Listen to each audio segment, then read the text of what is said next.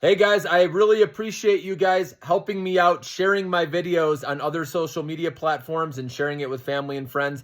I just want to say I appreciate that. And if you can keep doing that would be great. And liking and commenting on every video helps too to get it out to more people. As you know, I want to help as many people in the world as possible.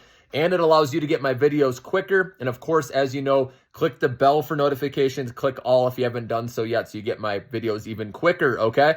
I'm going to get you guys to the promised land. I hope you know that. I treat you all as if you're my family, okay? And I wanted to talk about our accounts and what the goal is with each one, okay? So first off, you know we have our Millionaire Maker stock portfolio, and then we also have the small cap Millionaire Maker portfolio that I just put out, okay? The goal with those is to buy on dips, especially when there's no negative news and stocks just go down for no reason. That's where I like to dollar cost average a little at a time into the Millionaire Maker portfolio and the small cap Millionaire Maker portfolio, okay? Now, the small cap Millionaire Maker portfolio, as you know, is higher risk, higher reward stocks, but I believe these are going to have a moment when interest rate cuts happen, but we have to see what Powell says. If he can hint at interest rate cuts, that's going to be good for these stocks to start going higher sooner rather than later, but there's not a rush yet until we get closer to that interest rate cut, okay? So I know some of you are itching to get in these stocks, and if you want to get in, that's totally fine. Just make sure to keep it really small in case we do get, a bigger dip where you can add a little bit more, okay?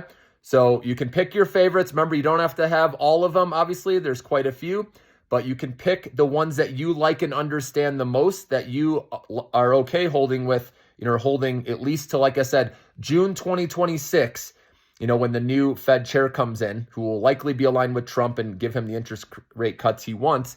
So with the small cap Millionaire Maker portfolio, you got to at least hold till then, okay? And then with the other one, though, it's 5+ years, remember, okay? And obviously there's more large cap, mid cap, a good mixture of stocks in there, okay? So just wanted to point that out. The goal is to buy on dips, dollar cost average, and of course, I'll let you know when I see good opportunities to do that, okay? And then with the short-term account, right, if you're day trading, for example, the goal is to play stocks with fresh positive news that was just dropped that morning. Ideally, if you want to have confidence that the stock can go higher, and then you can play that momentum up.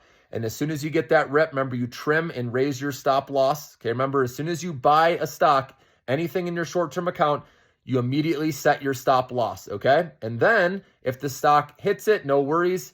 You get your funds back. You can look to enter a new trade, right? But let's say it does pop, because if you're using RSI like I've taught you and you buy closer to 30 oversold and you get that pop, you trim immediately, right? So if you have 10 shares, let's just say you sell 2 shares, raise your stop limit a penny above break even. So now if the stock wants to come back down, right, you're getting a win no matter what.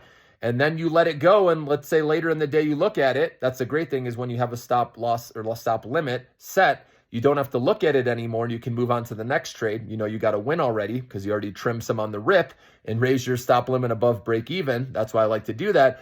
But now let's say later in the day you look at it and it's gone up even higher. Then you can go in and sell another 2 shares if you want and raise your stop limit higher into the profit zone. Or you don't sell more, you just raise your stop limit, however you want to do it. So that's how you maximize the gains with that trade. And like I said, when you have that fresh positive news, a lot of times, these stocks can keep pushing higher. And that's why I recommend waiting for that. And you're not going to catch every stock. There's a million stocks, right? And there's news that you can't catch them all, right? So it's okay if you miss some. Of course, I'll let you know when I catch some in pre-market. And then, those are the ones that you can, trade for the day, but I still don't get greedy. I trim on the rip, raise my stop limit, and just keep getting wins, guys. So that's how I do in the short-term account. That's the goal there, okay? And using RSI, waiting for it to come down closer to oversold levels. Obviously, you've heard me say if there is fresh positive news, then sometimes RSI, will only go to 40, and that's okay if you want to start looking to buy at 40, okay? So keep that in mind. And then the long term, like we said, we're patient. We don't care if, let's say you buy in dollar cost average and it goes lower, who cares, right? Then you just buy more later. So that one's 5+ years, obviously, with the Millionaire Maker portfolio. And then the small cap portfolio, like I said, keep it smaller in there, okay? And we got time until the next interest rate cut, but we'll see what Powell says. We'll see what the dot plot shows. Remember, that's what, all the members of the FOMC, where they think interest rates will be down the road. So that I'll be looking at, and plus Powell's speech. I'm really hoping if he can just mention something about an interest rate cut that they're getting there, right? That is coming soon. That will be good. So nothing wrong, guys. If you want to buy a tiny bit into that small cap portfolio beforehand, but just make sure to have cash in case, right? Powell says we're in no rush to cut, right? He says nothing about an interest rate cut and stocks decide to go down, take a breather, because we know stocks have had a nice rally, okay? But just make sure you always have cash. That's the key to feed the long-term portfolio at optimal times, like I said, after big dips. Have a great day, guys.